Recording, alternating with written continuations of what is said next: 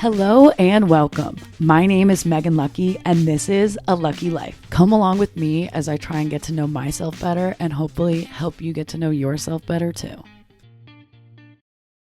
All right, Stephanie, welcome to A Lucky Life podcast. Thank you so much for joining. I'm very excited and also nervous for this topic that we are discussing today.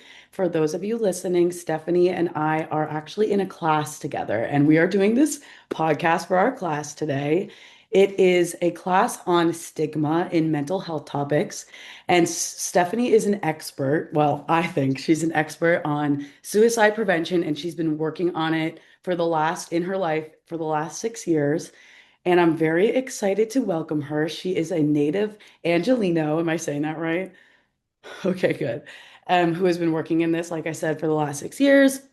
Stephanie and I have actually talked about this personally as when I was training for Crisis Text Line, which is a service that people can text when they're in a crisis, and suicide can sometimes come up in that industry.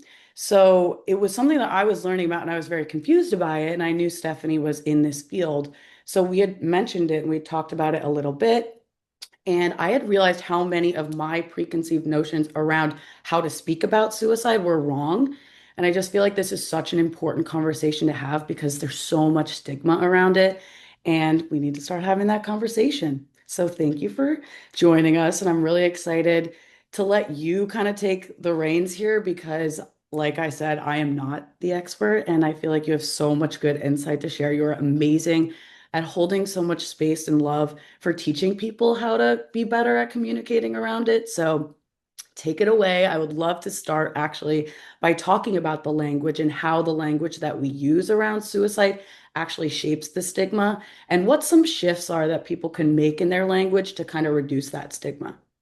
Sure. Thank you, Megan. Thank you for having me. Of It's always so much course. fun interacting with you and just getting to know you and being part of your journey. I feel humbled. Um, so Right yeah, back at you. oh, thank you. So one of the you were talking about stigma and unfortunately, as I'm sure you're all aware, there's still a lot of stigma as it comes to talking about suicide. So today I won't use words or phrases like commit suicide or anything that we perceive as having a negative connotation. And so that's one way that we can work towards erasing stigma, and that's by changing our language. We know that society has its own stigma as it relates to mental illness and suicide. And on top of that, we may have our own personal stigma as it relates to those things. So one thing we can do to help bring suicide out of the shadows and into a normal conversation is experiencing like being able to talk about it when someone is experiencing deep pain and that they're considering suicide. So, by using the appropriate language, we can make it safer to talk about what's really going on. So, what does that look like? So, like I said, I'm going to advise against using statements or asking questions like, "Are you thinking about committing suicide?"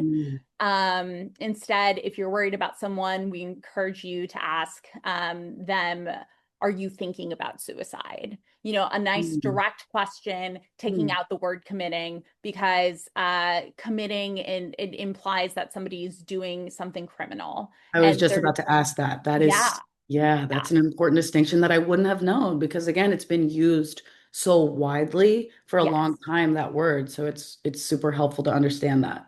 Yes, and actually professionals will still be using this Mm, phrase. So, the more we incorporate it and the more we're aware and the more professionals are aware of it too, the mm, more we can change this and manipulate the stigma and have these open conversations.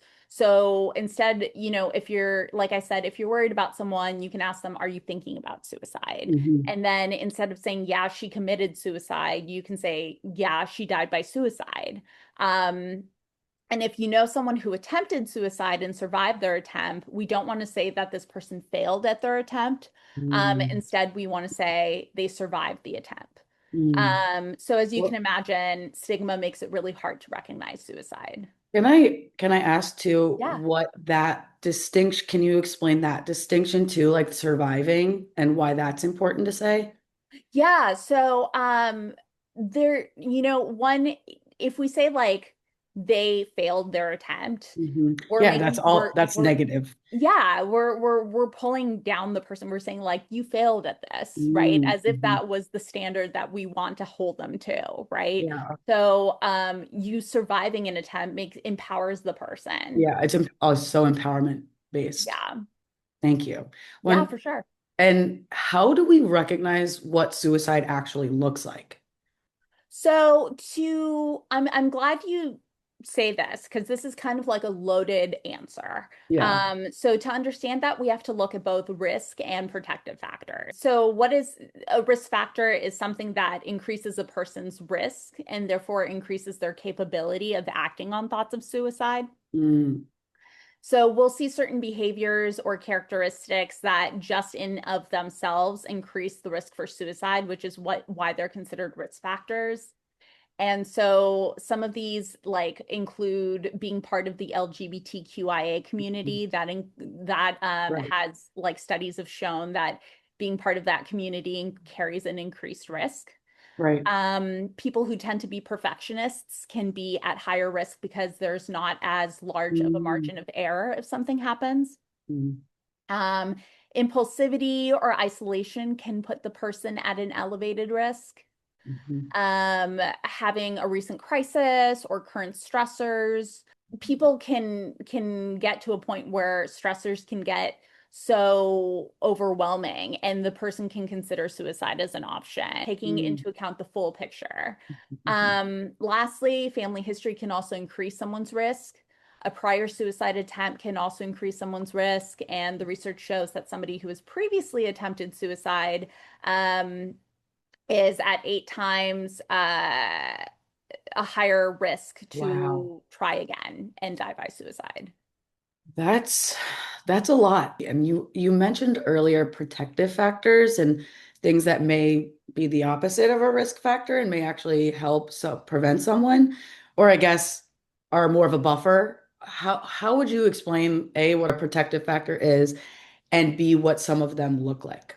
Yeah, good question. And thank you for leading that segue. So now that we've talked about risk factors, which again is what puts an individual at an elevated risk for suicide, we have to talk about the protective factors, which are what are some things in our lives that can help lower the risk for Hmm. suicide.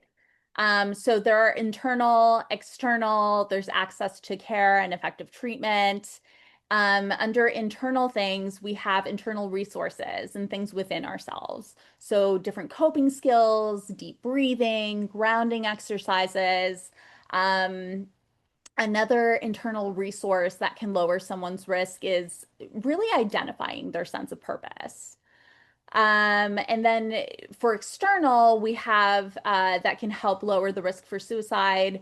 It can be things like our community, our family support, our religious beliefs. That support that you have if you're a student that you have within your campus. And then you also have, as I had mentioned, the access to effective care and treatment. And that's not just mental health, but it's also physical health treatment.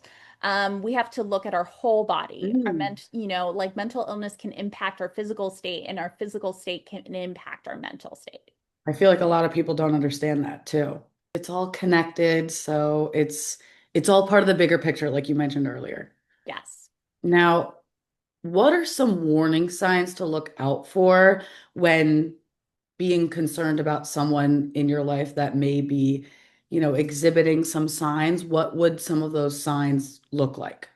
Sure. Yeah, I'm glad that you said the term warning signs too. Okay. I'm not here to be a cop, but Yeah. I, But I'm you know, learning. This is helpful. yeah, So feel free to correct me because again, like this is how we reduce the stigma because you have to educate and this is so important. And again, like I'm nervous to say the wrong thing, but I do think this is how you learn. Yeah, and that's all of our journeys, just one of being humble and like learning and just trying to do the best we can. Yeah. So, thank you, Yeah. Megan. I'm sure like you said you've heard the term warning signs, which Mhm. like when someone gives away their possessions, it's a warning for suicide.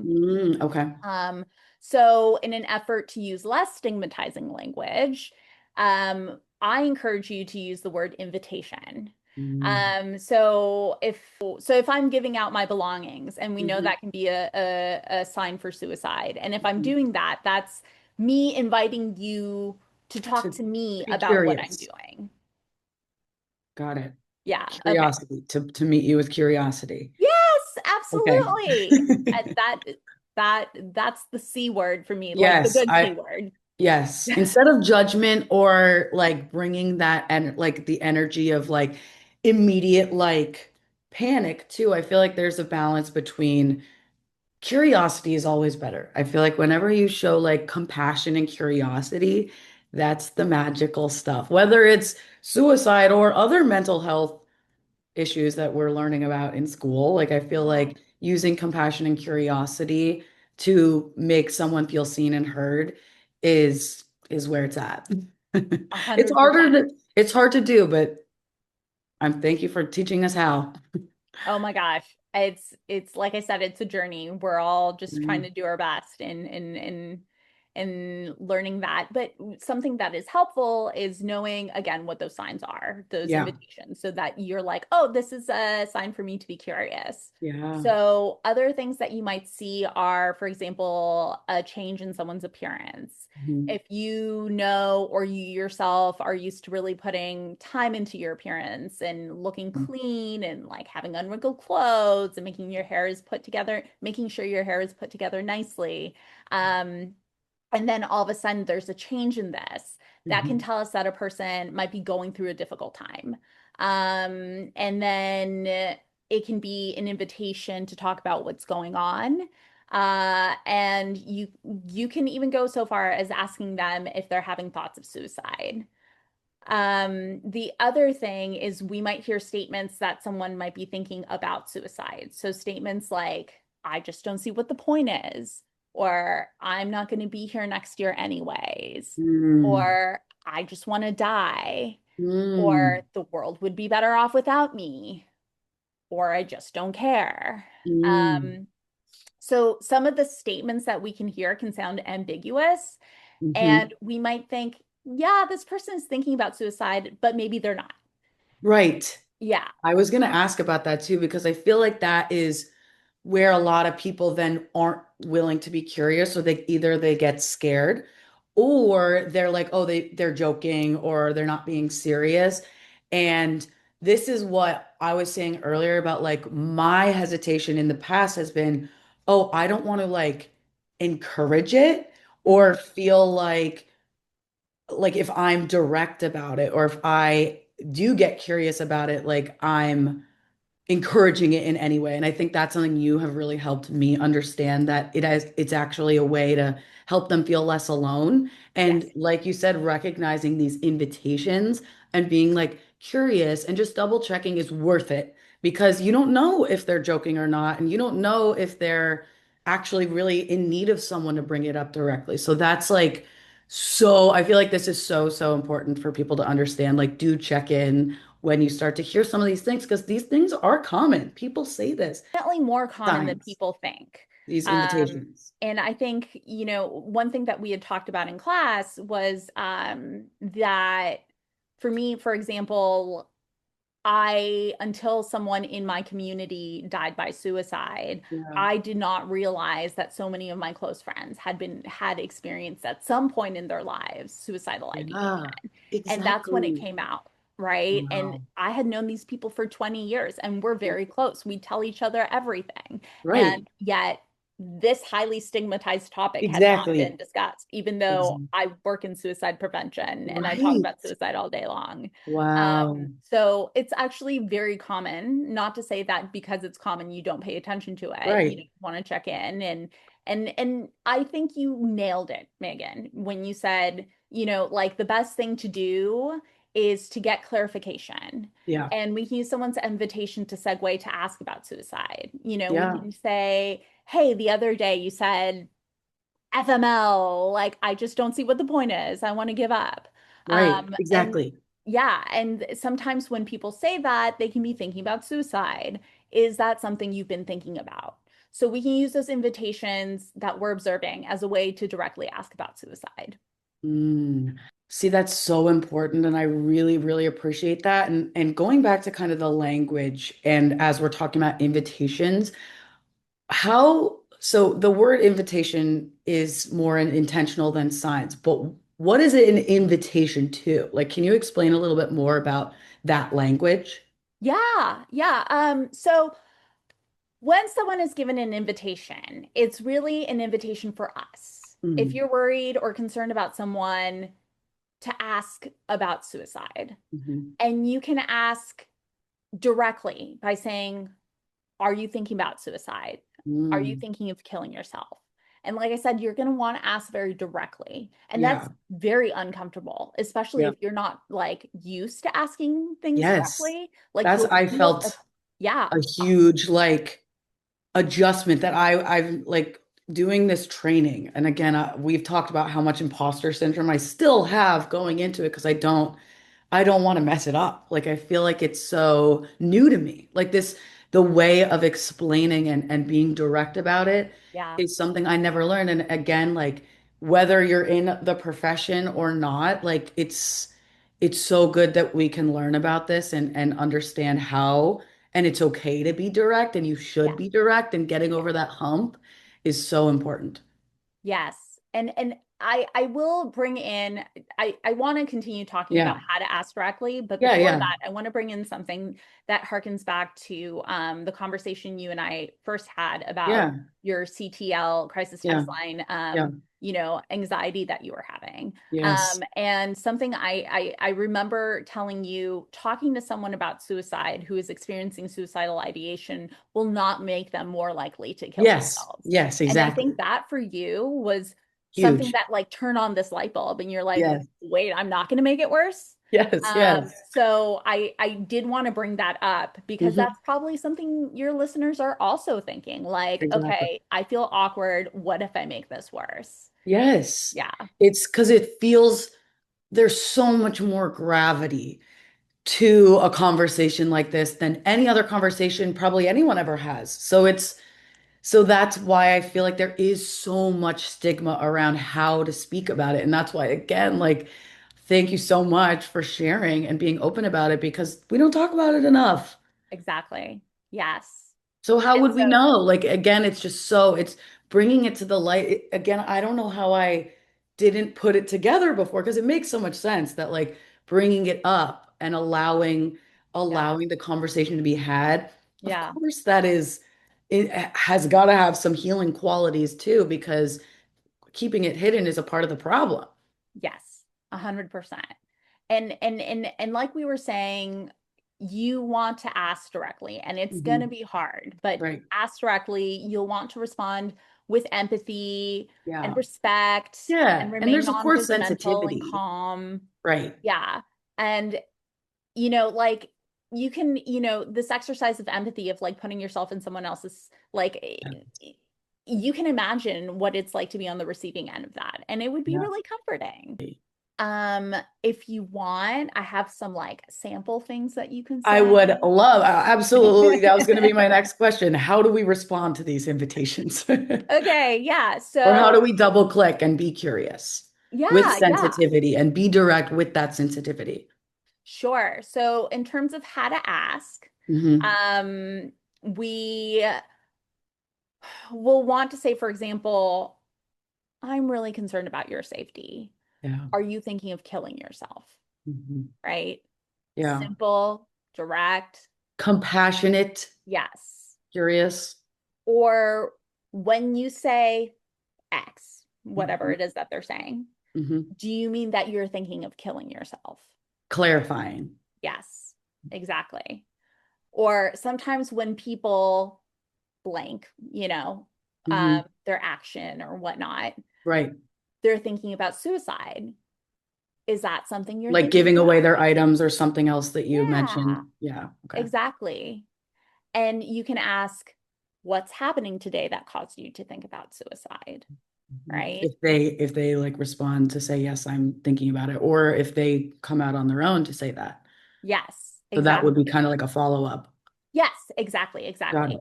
And you're gonna, like we said, we want to respond empathetically, and we're gonna say things like, and mean it when we say, I'm glad you shared that with me, Mhm. or it sounds like you're in a lot of pain, Yeah. or I'm worried about you. Let's talk about this some more, right? Mhm. And in my line of work, we call this sitting in the dark with the person. When you're Mhm. I with love the that. person and you're not trying to bright line and say like, well, at least this, well, at least Mhm. this. You're sitting Yes. there and you're Toxic saying like, positivity a little yeah, bit. I've seen exactly. stuff Yeah. about that. You're just sitting there and you're listening and you're not moving away from the painful topics. You're Yes. not offering immediate reassurance. Can we talk about that a little bit? Yeah, sure. Like, because I feel like that's another thing that is a common misconception. Like you want to try and make it better, but it's invalidating for that person. You nailed it, Megan. You Yeah. nailed it. That's Like exactly. that It's doesn't make them invalidating. feel like any better because it makes, yeah, like I feel like it takes away their ability to feel seen by you and their ability to feel heard by you. Yes. You, And I that's mean, not what you want to give them. Like I know, but it yeah, is like I can understand how some people would think that they have good intentions. And again, that's why it's so important to learn this. yes. Yes. Absolutely. When you're sitting in the dark, you are just there with them, Hmm. in the experience that they're in, recognizing like, wow, this it's dark, Yeah. you know. Yeah. I think you said it beautifully. So I have Good. nothing more to add. I'm But yeah, glad because I do like again I do understand that like urge or that impulse because you want to help them and you think you're helping. However, this is so it's so important when they're at this level. They probably don't have other people that they can talk to about this and they don't feel seen or heard or understood in a way that will allow them to bring that to the surface. And so that's why when you are more intentional and curious and compassionate, I do think it makes a lot of sense that they would need that more than just solutions like a yes. slapping a band-aid on a bullet hole or whatever analogy. I don't know if that's the right one, but No, that's yeah, you putting a Band-Aid on a really big wound, yes, a yes, deep wound. yes. You're You're yeah, not you doing it. what You're not fixing it. It's there, you know. yeah, you 100% are getting this Okay, because good. I'm like glad. I'm getting better. yeah, I'm getting you're better. like I can see that you're not minimizing, you're not discounting, you're trying to listen carefully, you're trying to Yeah, identify feelings, you're right. taking the thought seriously, and Yeah. you're expressing concern and empathy, and these are all things that we want to do. At the Yeah. same time, I think it's important for everyone listening to also realize that just because we Mm. are giving you these important tools for how to talk Yes. about suicide, we don't want you to feel that you have to carry this Burden. burden that you're not professionally trained to carry, right? So, Right. like, if it's, if it's if sometimes you're going to have to call 911, right? Right. But ideally, you're going to call 988 first. And Mhm. 988 is the lifeline that you'll have a trained professional counselor who will pick up. A lot of centers have worked like over 80 hours in training just specifically on suicide prevention. Mm. And they will risk assess, right? Mm. Which is something that we have not talked about We don't today. have the, yeah, Right. skill And set or the yeah, training. exactly. And so they'll risk assess, they'll ask like very direct questions again, right? They'll ask like, have you had thoughts of suicide in the last few days, including today? Have you done anything to harm yourself today? Like being very You have a clear, plan, assessing for kind of safety. assessing. Yes, they'll Yeah. ask if you have a plan, a means, a timeline. Look, they'll ask all these important questions. They'll Yeah. ask also if you have a gun. And so Yeah. these Right. questions can be like really off-putting to someone, but they're part of Yeah. the standard because their job is to sit with you in the dark and to risk assess and make sure you're safe, right? Right. And so also the thing is that they're not a misconception that people have about this is that Hmm. they're going to automatically call 911. Right. Um, Yes. Can we yeah, talk about that a little bit? yeah. So um, the most centers, from my understanding, will try to use the least invasive means possible De-escalate and yeah, so they're really going to focus on like de-escalating the situation and talking because like a lot of people it's like my boss also has this analogy that I really love and it's like suicidality is a spectrum, right? mhm, for And sure. so, for example, um, calling 911 when someone's like, I'm having thoughts of suicide is Yeah. like having a car and it's Right. saying check engine and the check engine light turns on and you being Right. like, I need to get a new car. Like, that's a Yeah. very drastic response to something that you need to Right. just like triage and see what's going on, see what's happening. Like you said, be curious, right? And so, um, the counselor, the suicide prevention counselor, is going to be there asking the questions and de escalating and trying to see what they can do to help support you. Because Right. most of the time, people just need to talk about what's going on, right? Yeah, and I think there's not enough trust in that de-escalation process Mhm. on on when you're on the receiving end of being worried about someone. I think a lot of people again are like, "Oh my God, I need to like immediately take action." And I think that discourages those people from wanting to speak up and feeling like they have a safe space to actually talk about it. So I feel like Yeah. again, this is such an important like way to break down that stigma too. And Yeah. also another question, because when you explained calling 988, you explained what someone who is experiencing thoughts of suicide would be on the receiving end with, but what about someone who is worried about someone else? Can they call 988? Okay, cool. Yes. That's Yeah, a good those are tool. called third party callers. And if you're worried about someone, call.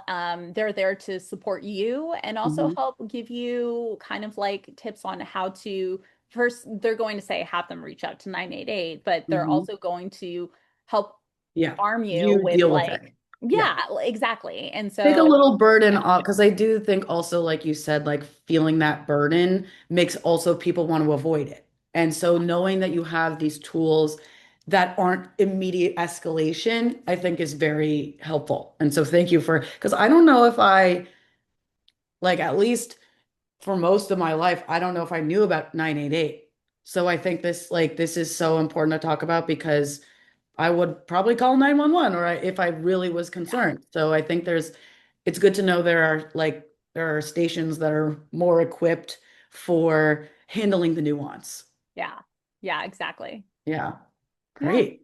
Well, thank you so much for giving us all this like super, super valuable information. And I feel like I'm imperfect still, but it's a work in progress. And I feel all we can do to decrease stigma, which as we're learning in class, there's a lot of it. It's pervasive in so much of our everyday lives, and we don't realize how these little shifts are actually so important and can really help. And it's something that we can all do, just educate and learn and do our best. That's all we can ask for. And I thank you so much for giving us the tools to just be a little bit better. And Oh my gosh, hopefully thank you, show Megan. up for Thank the you for people in having our me. lives and show up for strangers. So I really appreciate you joining me and telling the people. Thank you, Megan. Thank you, Stephanie. I'll see you in class. See you in class.